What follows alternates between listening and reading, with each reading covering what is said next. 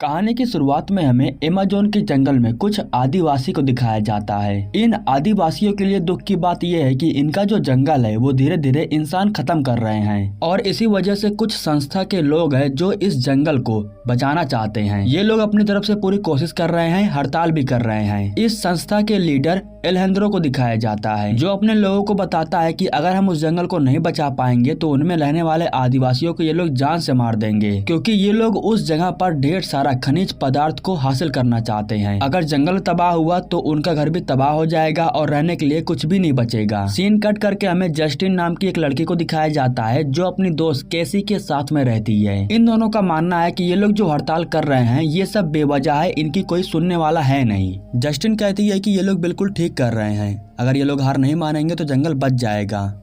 एक दिन जस्टिन जब कॉलेज में क्लास को अटेंड कर रही थी तो यहाँ पर उसे मालूम चलता है कि जो आदिवासी लोग होते हैं उनके बीच में बहुत ही अजीब अजीब प्रकार की संस्कृति होती है और ये लोग उन्हें पूरा करने के लिए अपनी जान तक दे देते हैं। हालांकि जस्टिन पूछती भी है कि आखिर वे लोग ऐसा करते क्यों हैं, उन्हें ये सब करके मिलता क्या है। तो टीचर सबको बताती है कि उन लोगों की भी संस्कृति है और वे लोग उन्हें पूरा करने के लिए किसी भी हद तक जा सकते हैं। क्लास खत्म होने के बाद एक जोनस नाम का इंसान जस्टिन से आकर के मिलता है और उसे अपना कार्ड देते हुए कहता है कि तुम भी हमारी संस्था में आकर के शामिल हो सकती हो। अगर हमारे पास ज्यादा लोग होंगे तो हम अमेज़न के जंगल को बचा सकते हैं। यहाँ से सीन कट करके जस्टिन के पिता को दिखाया जाता है जो अपने पिता के साथ डिनर कर रही थी। उसके पिता एक हाई कोर्ट के वकील हैं, इसलिए वो अपने पिता से कहती है कि वो अमेज़न को जंगल में बचाने के लिए कुछ हेल्प करे। तो उसके पिता कहते हैं कि इसमें मैं कुछ नहीं कर सकता हूँ, सरकार जो चाहेगी वही होगा। अब आखिरी में जा करके जस्टिन एलेंद्रो से मिलती है और उससे कहती है कि वो भी उसकी संस्था में शामिल होकर के जंगल को बचाना चाहती है। वो भी चाहती है कि जंगल में जितने भी आदिवासी हैं उनका घर बर्बाद ना हो। एलेंद्रो कहता है कि हमारी पूरी टीम जंगल में अकेले जा रही है और हमारी सुरक्षा का कोई भी प्रबंध नहीं है। अगर तुम हमारी संस्था में शामिल होकर के हमारी हेल्प करना चाहती हो तो तुम हमारी संस्था में आ सकती हो। घर जाने के बाद जस्टिन अपने पिता के पास कॉल करती है और वो उन्हें बताती है कि वो कुछ दिनों के लिए कॉलेज के टूर पर जा रही है। फिक्र करने की कोई जरूरत नहीं है, वो जल्दी वापस आ जाएगी। जस्टिन की जो दोस्त थी वो भी नहीं चाहती थी कि वो उसे छोड़ करके जाए, लेकिन उसने फैसला कर लिया था कि वो अमेज़न के जंगल को बचा के रहेगी। अब इनकी पूरी टीम तैयार होने के बाद अमेज़न के जंगल की तरफ निकल जाती है। वहाँ पर पहुँचने के बाद नदी को पार करने के लिए ये लोग जा करके नाव पर बैठ जाते हैं। रास्ते में इन्हें मालूम चलता है कि जैसे जैसे ये लोग जंगल की तरफ जाएंगे तो इनका जो सिग्नल है वो छूट जाएगा, लेकिन इन लोगों के पास लोकेशन ट्रैकर है जिससे ये लोग अपनी हेल्प कर सकते हैं। अब जब ये लोग नदी के उस पर पहुँच जाते हैं तो ये लोग अपने कपड़ों को निकालने के बाद वर्कर वाले कपड़ों को पहन लेते हैं और अब ये लोग उन कपड़ों को पहनने के बाद जंगल की ओर निकल जाते हैं। अंदर जाकर के देखते हैं कि बहुत सारे वर्कर लोग मिल करके पेड़ों को काट रहे थे। जैसे ही इन लोगों को एक इशारा मिलता है तो ये लोग भी अपने काम को शुरू कर देते हैं और अपने बैग से कुछ सामान को निकालने के बाद उसे लेकर के पेड़ के पास चले जाते हैं। दरअसल ये लोग चैन के सहारे से अपने आप को पेड़ों से बांध लेते हैं। अपने आप को पेड़ों से बांध लेने के बाद सभी कैमरा को ऑन कर देते हैं। अब लाइव जाने के बाद सभी पब्लिक को दिखाने की कोशिश कर रहे थे कि ये लोग पेड़ों को काट करके जंगल को बर्बाद कर रहे हैं। किसी भी परेशानी के लिए यहाँ पर सोल्जर्स को पहले से ही तैनात किया गया था। इनमें से एक जस्टिन थी जिसका ताला लॉक नहीं हुआ था। एक सोल्जर उसे बाहर निकालने के बाद उसे गन से शूट करने वाला था। एलेंद्रो भी कह रहा था कि तुम उसे शूट कर दो, लेकिन शूट करने के बाद तुम लोग नहीं बच पाओगे। तभी उस सोल्जर के पास एक कॉल आता है और ये लोग गन को नीचे कर देते हैं और इस तरीके से जिस काम के लिए ये लोग यहाँ पर आए थे इनका वो काम हो जाता है। सभी लोग पेड़ काटना बंद कर दिए थे, लेकिन ये कब तक रहेगा इन्हें नहीं पता था। खैर इसके बाद सभी सोल्जर इन लोगों को सही सलामत यहाँ से भेजने लगते हैं। जो आदमी इन लोगों को प्लेन से लेकर के आया था वो इन लोगों को छुड़ा लेता है। ये लोग जब वापस जा रहे थे तब इन्हें मालूम चलता है कि इनकी जो वीडियोस है वो वायरल हो रही है, लोग लाइक कर रहे हैं। जब ये लोग प्लेन में बैठे हुए थे उसी समय प्लेन क्रैश हो जाता है। क्रैश हो जाने के बाद वो काफी स्पीड से नीचे की तरफ गिरने लगता है। ये एक्सीडेंट इतना खतरनाक था कि इसमें कईयों की मौत हो जाती है और कुछ ही लोग थे जो बचे हुए थे लेकिन उन्हें भी जख्म लग गया था। ठीक उसी समय कोई आ करके इन लोगों को तीर से शूट करने लगता है। जो लोग जिंदा बचे हुए थे वो नीचे गिर करके बेहोश हो जाते हैं।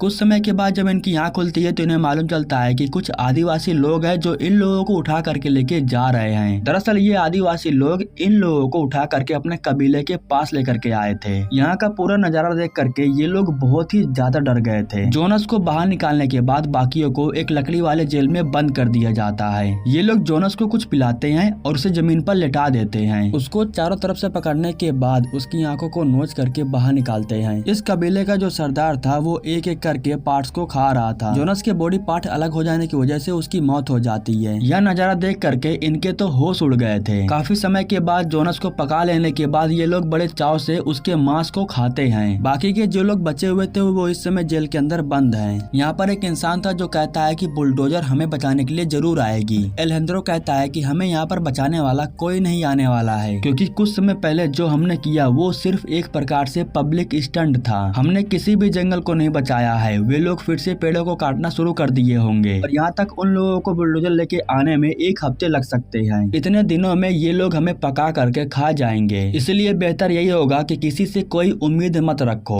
अगर हमें अपनी जान बचाना है तो हमें ही कुछ करना होगा और यहाँ से बाहर निकलना होगा। और वैसे भी जोनस की मौत होने की वजह से ही हम लोग बचे हुए हैं। यह सुनने के बाद जो मार्टिन था वो बहुत गुस्सा हो जाता है और वो एलेजेंड्रो को मारने के लिए जाता है, लेकिन तभी जो आदिवासी लोग थे वो इन लोगों को झगड़ा करने से रोक देते हैं। अगले दिन सुबह हो जाने के बाद आदिवासियों में से एक लड़की थी छोटी सी, जो जस्टिन की नेकलेस को लेने के बाद उसके साथ खेल रही थी। जस्टिन उस लड़की को खुश करने के लिए उस नेकलेस से सीटी बजाने लगती है। खैर अब कुछ समय के बाद फिर से आदिवासी लोग आ जाते हैं और इस बार ये लोग लड़कियों को उठा करके बाहर लेकर के जाते हैं और 2 लड़कियों को यहाँ से भेजने के बाद ये लोग जस्टिन को अपने पास रखते हैं और अब जस्टिन को बेहोश करने के बाद उसे लेकर के अंदर जाते हैं। कुछ समय के बाद बारिश शुरू हो जाती है तो समंता कहती है यहाँ से भागने का ये बहुत ही अच्छा मौका है, क्योंकि बारिश शुरू हो जाने की वजह से सभी लोग घर के अंदर चले गए थे। अब इनमें से एक आदमी उस आदिवासी का ध्यान भटकाता है जो इनकी रखवाली कर रहा था और जैसे ही उसका ध्यान भटक जाता है तो समंता बाहर निकल करके यहाँ से भाग जाती है।